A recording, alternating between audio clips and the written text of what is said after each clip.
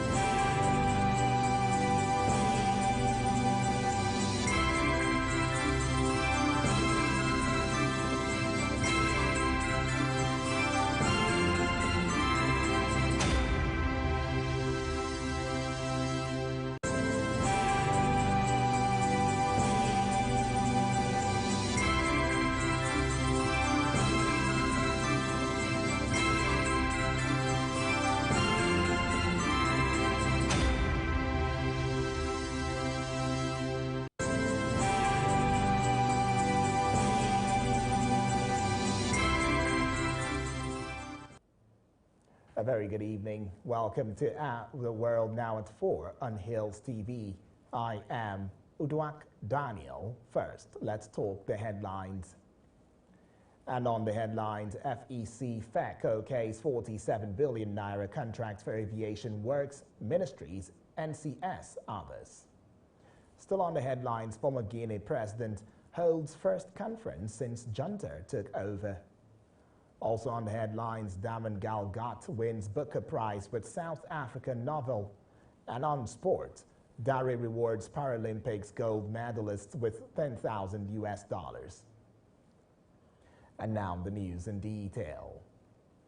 The Federal Executive Council, that is the FEC, yesterday approved 47 billion naira for sundry contracts in the Ministries of Aviation, Works and Housing, as well as the Nigerian Customs Service, that is the NCS. This was made known at the end of a virtual meeting presided over by Nigeria's Vice President Yemi Osinbajo at the Presidential Villa, Abuja. Briefing newsman, Minister of Aviation Hadi Sirika said Council approved the 3 memoranda presented by its ministry, including the award of a contract for direct procurement, installation and commissioning of Total Radar Nigeria Airspace Management Agency, that is the NAMA and AMA, and installation of a baggage handling system at the Murtala Mohammed International Airport, Ikeja, Lagos.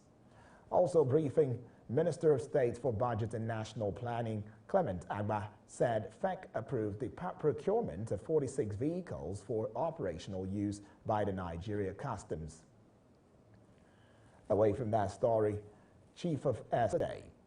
The CAS is in London to deliver a keynote address on the implementation of projects to power NAF bases nationwide. The CAS, in a statement signed by the Director of Public Relations and Information, Nigerian Air Force, Edward Gap, integration of synthetic and simulation devices, the NAF would work towards acquiring new NAF air training systems. Still in the news, on Wednesday, suspected bandits raided a junior secondary school, that is JSS, in Federal Capital Territory's Kwali Area Council. It was reported that after the intruders broke into the staff quarters, the vice principal, Mohammed Nuhu, was kidnapped.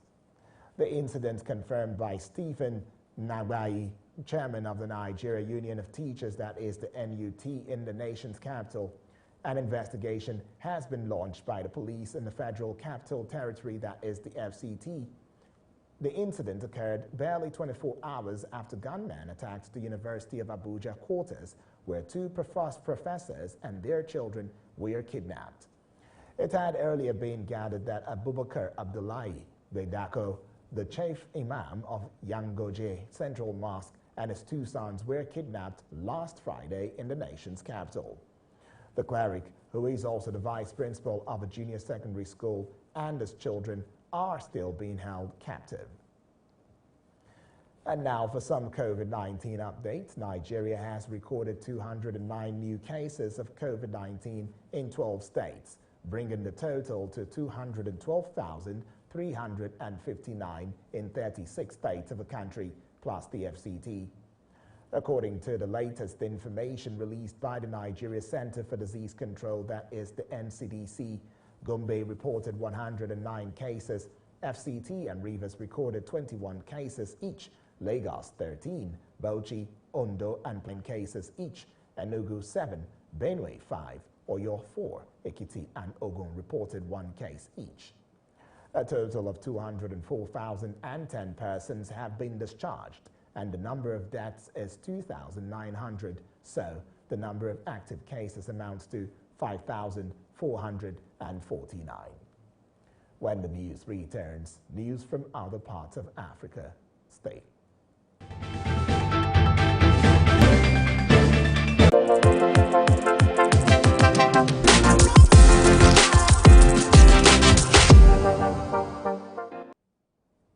Pleased to have you back. Welcome to The World Now at 4 on Hills TV.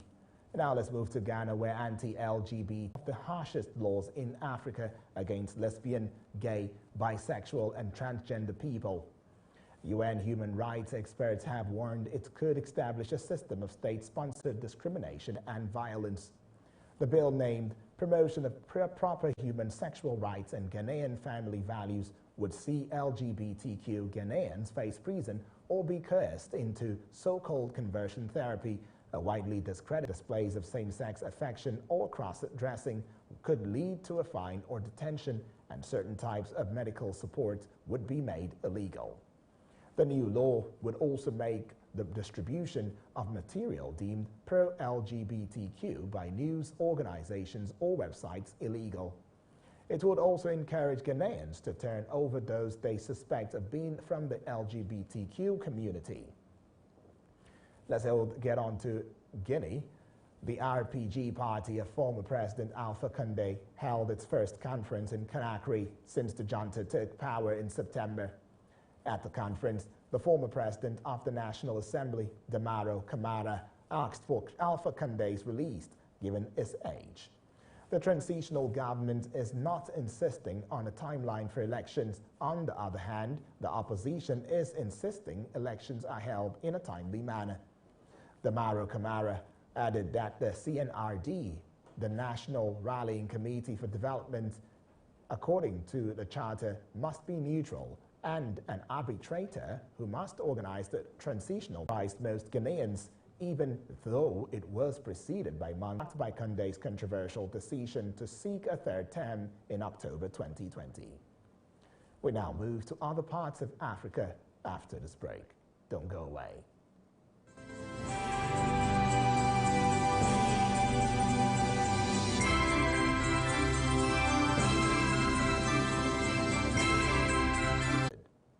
Reports show that numerous armed groups have been active in South Kivu province for the past quarter. Ngwabijay Kasi told reporters that the Democratic Republic of Congo's armed forces and police killed 6 assailants, wounded 4 others, took 36 captives, and recovered 14 weapons. He added that 3 members of the country's security forces, 2 police officers, and a soldier paid the supreme price. Unknown group called the CPCA A64 for Coalition of Congolese Patriots for the application of Article 64. Article 64 of DR Congo's constitution calls on citizens to resist any seizure of power by force. Up next on The World.